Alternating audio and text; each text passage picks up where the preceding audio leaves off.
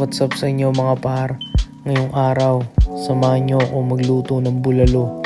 Nandito na nga pala yung mga sangkap, i-ready ko na nga pala. So simulan na natin ang pagluluto mga par. Bago pa kumulo tong tubig, ilagay na natin itong mga baka.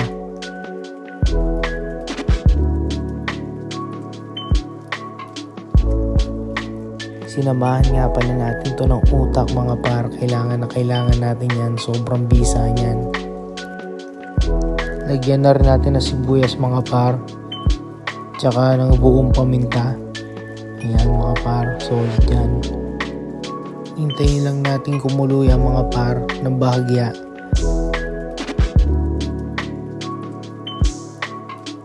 Pag kumulo na yan ng bahagya mga par, tanggalin lang natin yung mga dumi sa gilid.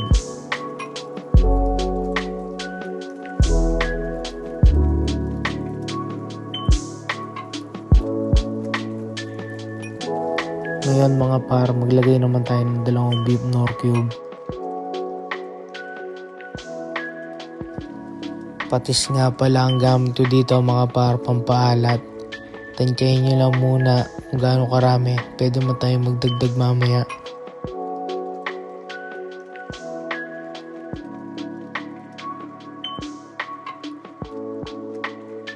Ayos na yan mga par. Pakuloyin natin to hanggang lumambot ang ating karne.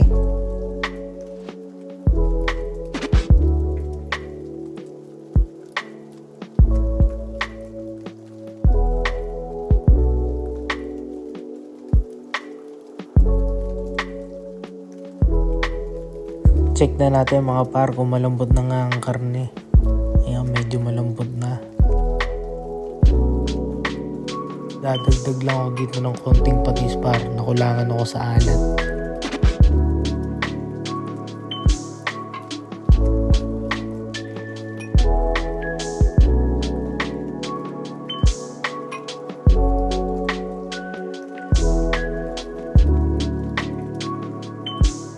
Ilagay na rin natin ang mga mais mga par. Mabisa rin yan.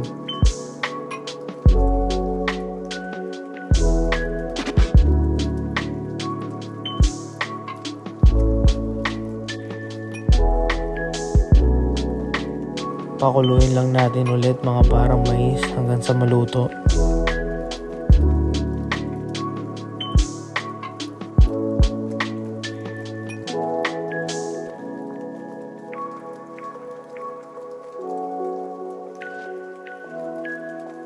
Tikman natin mga par kung okay na yung lasa. Ayos na mga par. Maglagay na tayo ng green onions dito. Sasamahan na rin natin itong fried garlic mga par. Mabisa yan sa bulalo.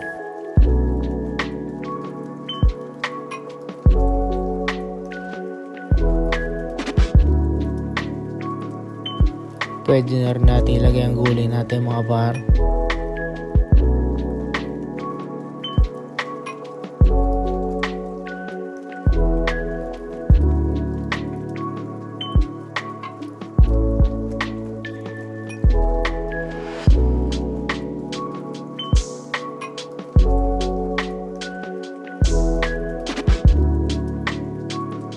Pwede nyo na rin patayin ng apoy mga par. Takpan nyo na lang. Goods niya mga par. Pwede nating tikman ang ating bulalo.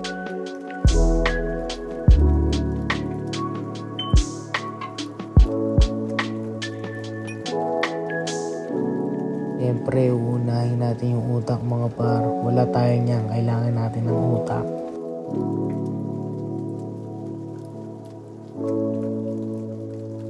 Paalala lang din sa iba mga par. Hinay-hinay lang din sa pagkain ng ganyan. Minsan lang naman ako kumain ng ganyan mga par.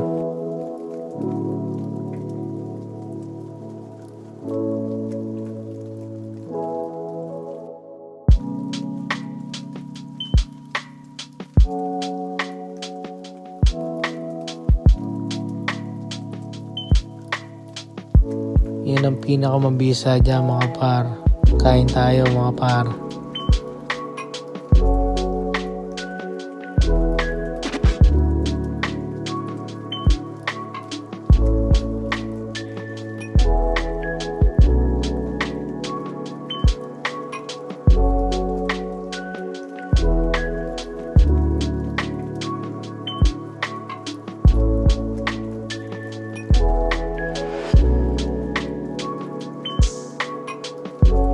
par, kung umabot ka dito sa part ng video na to, maraming salamat sa panonood. Mag-iingat ka palagi.